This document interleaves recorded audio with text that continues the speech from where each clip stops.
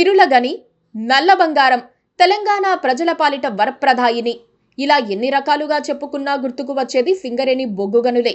ఉద్యోగులకు కడుపు నిండా బువ్వ పెట్టే సింగరేణి ఇప్పుడు అప్పుల గనిగా మారుతోందన్న ఆరోపణలు వస్తున్నాయి. ప్రతిపక్ష బీఆర్ఎస్ చేస్తోన్న ఆరోపణలే నిజమైతే సింగరేణికి గడ్డుకాలం తప్పదనిపిస్తోంది. గనుల విషయంలో కాంగ్రెస్ ప్రభుత్వం మసిపూసి మారడుకాయ చేస్తోందన్న అనుమానాలు కలుగుతున్నాయి. కళ్ళెదుటే నష్టం కనిపిస్తున్నా లాభాలు చూపిస్తే సింగరేణి ఉద్యోగులను, తెలంగాణ ప్రజలను మోసం చేస్తున్నారన్న ఆరోపణలు వినిపిస్తున్నాయి. సంస్థ లాభాల్లో ఉంటే ఓవర్ డ్రాఫ్ట్ చేయాల్సిన పరిస్థితి ఎందుకొచ్చిందని బీఆర్ఎస్ అడుగుతున్న ప్రశ్నలకు సమాధానం లేదు. తలా పాపం తిలా పిడికెడు అన్నట్లుగా సంస్థ పతనంలో ఉద్యోగులు, వారి కుటుంబ సభ్యుల పాత్ర కూడా ఎంతో కొంత ఉందని చెప్పుకోవాలి.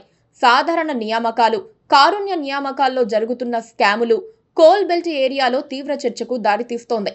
దీనివల్ల ఉత్పత్తి, ఉత్పాదకత రెండూ దెబ్బతింటున్నాయన్నది నిజం. సింగరేణి వ్యవహారంలో బీఆర్ఎస్ చేస్తోన్న ఆరోపణలు అక్షర సత్యాలే అవుతాయి.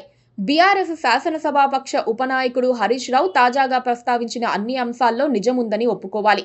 40 లక్షల టన్నుల బొగ్గు స్టాక్ ఉందంటూ సింగరేణి సంస్థ చూపిస్తోన్న లెక్కలు ఒట్టిమాటేనని, అది ఎక్కడుందో సింగరేణి వ్యవహారాలు చూసే డిప్యూటీ సీఎం బట్టి విక్రమార్క చెప్పాలని హరీష్ రావు ప్రశ్నిస్తున్నారు. 1600 కోట్ల విలువైన బొగ్గు ఎక్కడుందో చూపించాలని, తాను మాట్లాడింది తప్పైతే క్షమాపణ చెప్పేందుకు వెనకాడబోనని హరీష్ రావు ధైర్యంగా అనటం ఇప్పుడు రాష్ట్రంలో పెద్ద సంచలనమే అవుతుంది. జీతాలిచ్చేందుకు కూడా డబ్బుల్లేని పరిస్థితిని సింగరేణి తెచ్చుకుందంటే అది పాలనా వైఫల్యమేనని చెప్పుకోవాలి.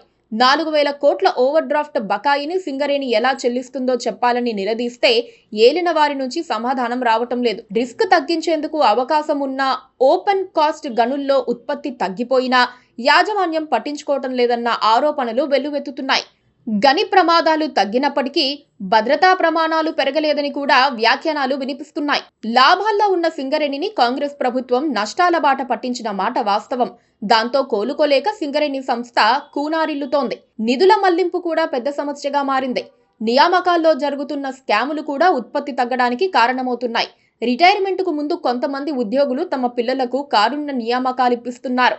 ఇందుకోసం అనారోగ్యాన్ని సాకుగా చూపుతూ మెడికల్ బోర్డు ముందు హాజరవుతున్నారు.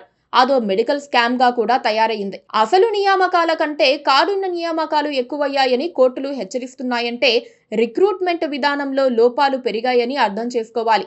కారుణ్య నియామకాలతో ఉద్యోగాలు పొందిన వారు గనిలోకి వెళ్లేందుకు భయపడుతూ బయటే తిరుగుతున్నారు. యూనియన్ నేతల ఫైళ్లు మోస్తూ ఉద్యోగం పోకుండా జాగ్రత్త పడుతున్నారు.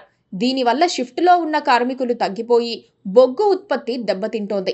అదే ఇప్పుడు మేజర్ సమస్యగా మారింది.